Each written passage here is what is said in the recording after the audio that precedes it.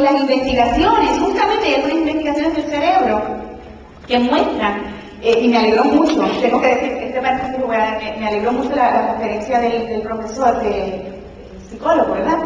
Psicólogo Paredes, porque justamente sitúa, yo creo que le da cierta base a mi presentación, porque hay muchas investigaciones que muestran justamente que los niños y niñas van desarrollando todas esas sinapsis, ¿verdad?, que se van dando en el cerebro, desde que nacen hasta los 8 años de vida, son quizás el momento de desarrollo más importante de ese cerebro.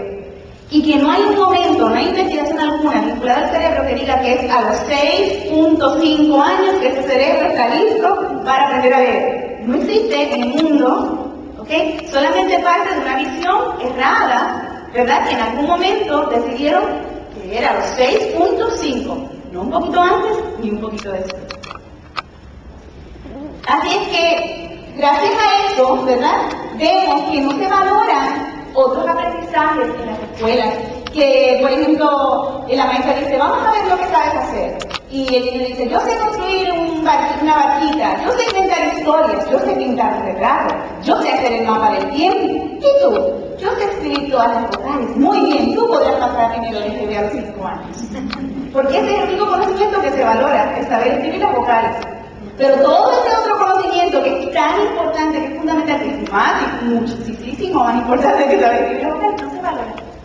Entonces, de repente, estamos dando un espacio a algo que no lo amerita. Otras cuestiones que han prevalecido es que para comprender es necesario el dominio previo de la mecánica de la lectura, como les mencioné, ¿verdad? Que hay que el énfasis en la mecánica y que para comprender hay que dominar la mecánica. Pues miren, hay investigaciones que demuestran niños y niñas reales de carne y hueso leyendo bien feo, pero bien feo, y comprendiendo a unos niveles bien elevados. En cambio, niños y niñas que leen bien bonito, que da gusto escucharlos, que no comprenden. Y esos son los más.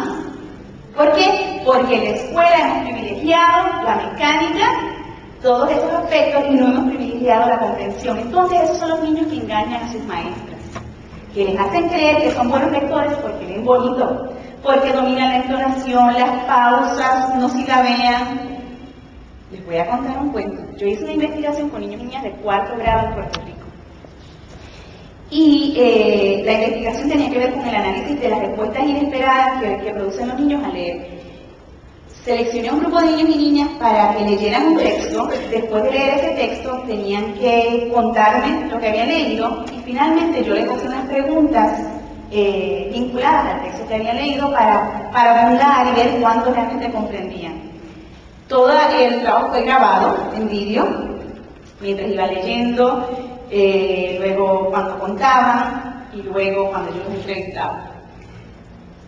Tengo 2 casos que son, digamos, los extremos. Una niña que leía con una gracia histriónica. Aquello daba gusto escuchar aquel cuento. Y un niño que nos tomó no sé cuánto tiempo grabarlo, porque hay que grabarlo hasta el final en la investigación, ¿no? No puedes detenerlo. Nos tomó tanto tiempo grabarlo y aquello era un dolor de cabeza de escucharlo. ¿Ok? Los dos estaban en 4º grado. Él tenía muy malas calificaciones. Ella tenía muy buenas calificaciones. ¿Ok? Los dos nos contaron el cuento. Si yo no hubiera leído el cuento antes, yo lo hubiera creído a la niña. Ella inventó un cuento distinto. Ella no comprendió nada, pero era muy histriónica y sabía manejar la cosa, ¿no? De modo que se inventó, yo seguía preguntando y ella seguía inventando. Todo el tiempo. En cambio el niño, que leía muy feo, insisto, había comprendido todo y sobre todo podía llegar a unos niveles de comprensión muy elevados. Estos son ejemplos gráficos, ¿verdad? Esto no necesariamente ocurre así siempre, pero que de alguna manera nos muestran que algo tenemos que hacer y que estamos mirando donde no debemos estar mirando, ¿verdad? Porque esa niña tenía unas calificaciones muy altas en lectura en su escuela. ¿Por qué? Pues porque se las inventaba, porque leía bonito, porque era histriónica. En cambio el niño tenía unas calificaciones muy bajas y de acuerdo a esta investigación, él era el que llegaba a los niveles más altos de comprensión lectora y ella a los niveles más bajos. Así que es preocupante, ¿verdad? Es preocupante. También se cree aquel, bueno, como les dije, que lee bonito, con entonación, con pausas, sin silabiar, etc. Y que un buen lector no comete errores al leer. Se nos ha hecho creer que no se cometen errores al leer cuando uno es un buen lector. Y de hecho se evalúa a los niños y niñas muchas veces a partir de los errores, y se cuenta los errores y se califican a raíz de eso. Pues ¿saben qué? La investigación ha demostrado que todos los lectores del mundo cometemos errores al leer. Yo cometí errores cuando estaba leyendo cuentos, ¿se dieron cuenta? ¿Verdad que sí? Todos cometemos errores al leer, todos. Es importante que las maestras y los maestros les hagamos saber eso a los niños y niñas, que nosotros también cometemos errores al leer. ¿Saben por qué? Porque los errores que cometemos no son otra cosa que el reflejo de esta relación con el pensamiento que se está dando mientras vamos leyendo, y que nos vamos anticipando a la lectura, ¿verdad? Todo el tiempo nos vamos anticipando a la lectura, de modo que esos errores, en lugar de ser negativos, son constructivos, son positivos si se analizan. Y como docentes tenemos la responsabilidad de analizar los errores que cometen nuestros alumnos para ver si en efecto son errores constructivos o son errores que no conducen a nada y que hay que mejorar, ¿verdad? Por ejemplo, cuando yo estaba leyendo el cuento, en algunas ocasiones ustedes no coincidía el artículo con, ¿verdad?, con la palabra. ¿Por qué pasó eso? Por lo cultural. Por lo cultural, ¿verdad? Por lo cultural. Y algunas decían borrador o goma, pero nos dimos cuenta de que era goma porque decía la, ¿verdad? Y eso mismo les ocurre a los niños cuando van leyendo, aún sin ver ilustraciones, cuando es todo un texto, nos ocurre a todos porque nos vamos anticipando, pero si la palabra es semánticamente aceptable, quiere decir que esa persona está pensando, que no es que esté adivinando, ¿verdad?, ahí sin sentido, sino que está pensando. Por ejemplo, un error común que cometen los niños y niñas en Puerto Rico cuando leen textos de otros países es que nosotros no decimos coche, decimos carro, ¿verdad? Pero en muchos libros aparece la palabra coche. Y los niños y niñas dicen carro cuando leen, no leen coche, leen carro. Entonces cualquier maestra que no entienda de esos procesos dice, estos niños no están leyendo, no saben leer, mira cómo cometieron ese error. Todo lo contrario, están utilizando todo lo que saben acerca del lenguaje, acerca del contexto, para entonces poder, para entonces poder leer, ¿no? Y darle sentido a lo que está leyendo. También se cree que primero se leen letras, luego sílabas, luego palabras, luego oraciones, luego párrafos, luego textos. Y ahí tenemos un problema. ¿Perdón?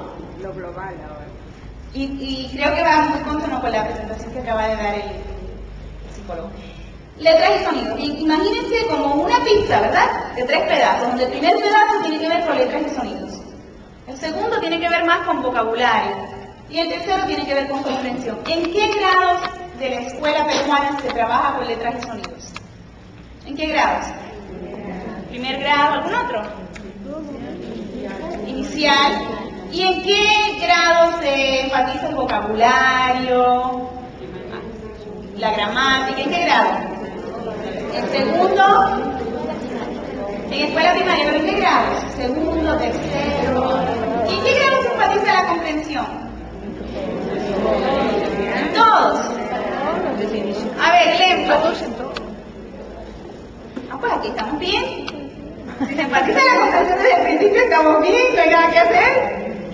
La realidad en mi país y en la mayoría de los países que he visitado es que en los documentos curriculares del Estado y de los colegios, la comprensión viene tarde, como en 5º o 6º grado. El énfasis en la comprensión, la mayor parte del currículo gira en torno a la comprensión más tarde. La mayor parte del currículo gira en torno a letras y sonidos temprano. Y como a mitad de la escuela primaria es que se trabaja con vocabulario, con gramática y con todos esos aspectos. Pero si se trabaja la comprensión desde el principio, estamos bien.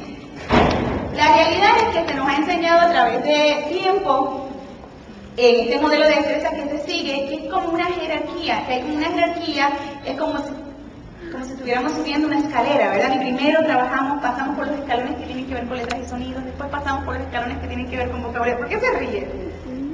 El que sola se ríe.